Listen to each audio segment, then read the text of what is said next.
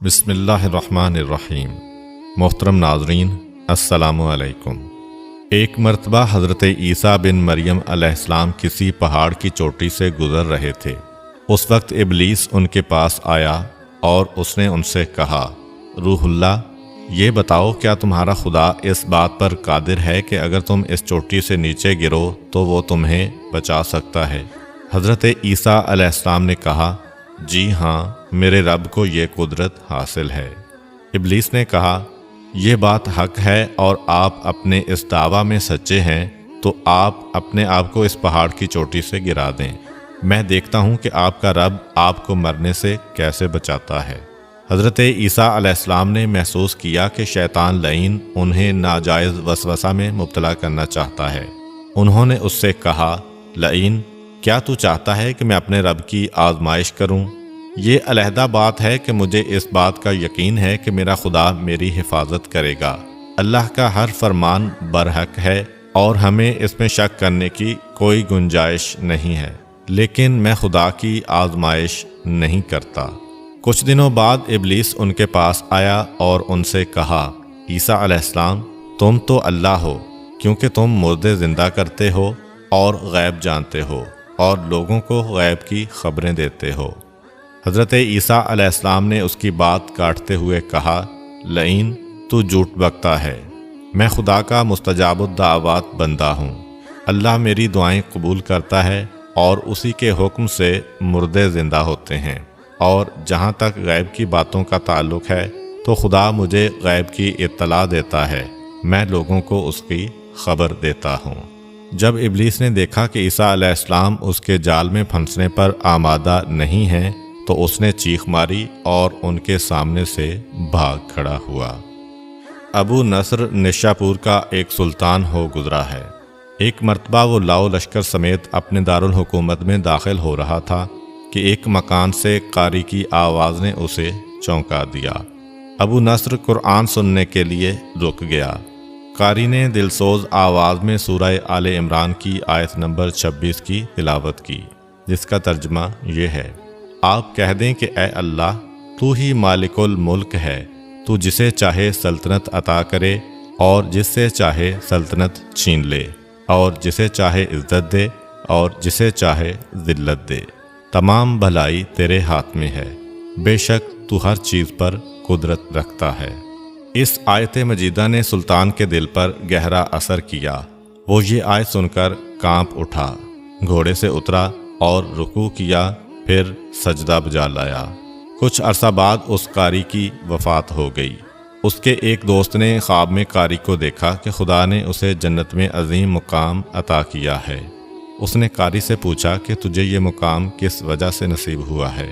قاری نے جواب دیا، میں تو ایک بدکار اور گناہگار انسان تھا، میرے نامہ اعمال میں کوئی خاص نیکیاں نہیں تھیں، مگر اس کے باوجود خدا نے مجھ پر خصوصی کرم کیا اور مجھے یہ مقام عطا کیا، اور خدا نے مجھ سے فرمایا، تو نے دنیا میں ایک سلطان کو ہماری عظمت یاد دلائی تھی، اس کی وجہ سے ہم آج تجھ پر رحم کر رہے ہیں اور تجھے بلند مقام عطا کرتے ہیں۔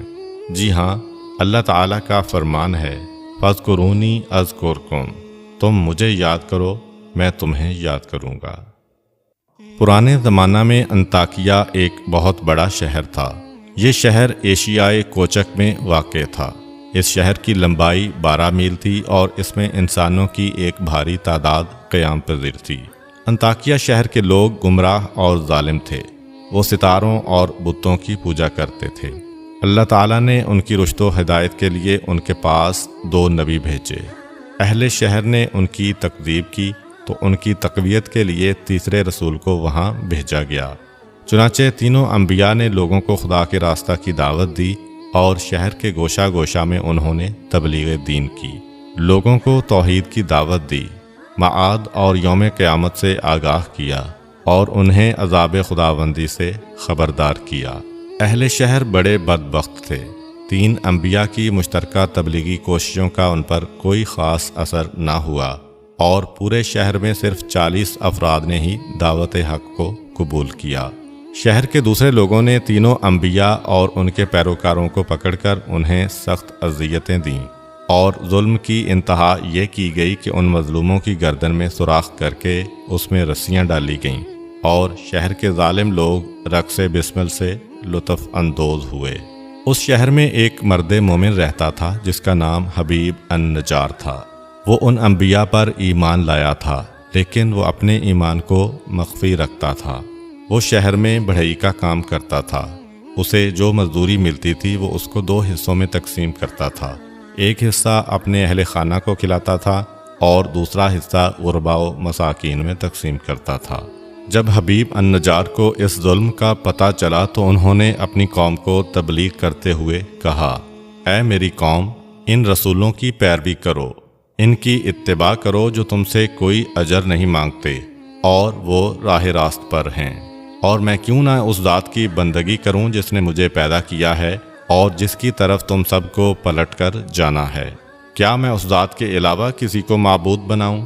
جبکہ اگر خدائے رحمان مجھے ضرر پہنچانے کا ارادہ کر لے تو ان کی شفاعت مجھے کوئی فائدہ نہیں دے سکتی اور نہ وہ مجھے چھڑا سکتے ہیں۔ تب تو میں صریح گمراہی میں مبتلا ہو جاؤں گا۔ میں تو تمہارے پروردگار پر ایمان لے آیا ہوں، لہٰذا میری بات سن لو۔ کیا میں اسے چھوڑ کر دوسرے معبود بنا لوں؟ حالانکہ اگر خدائے رحمان مجھے کوئی نقصان پہنچانا چاہے تو نہ ان کی شفاعت میرے کسی کام آ سکتی ہے اور نہ وہ مجھے چھڑا ہی سکتے ہیں۔ اگر میں ایسا کروں تو میں واضح گمراہی میں مبتلا ہو جاؤں گا۔ میں تمہارے رب پر ایمان لے آیا، تم بھی میری بات مان لو۔ لیکن ظالم لوگوں نے ان کی بات پر کان نہ دھرے اور ان کی نصیحت سن کر خواب غفلت سے بیدار نہ ہوئے، بلکہ ظالم درندے یکدم اس پر ٹوٹ پڑے اور بیچارے کو اتنا مارا کہ اس کی آنتیں باہر نکل آئیں۔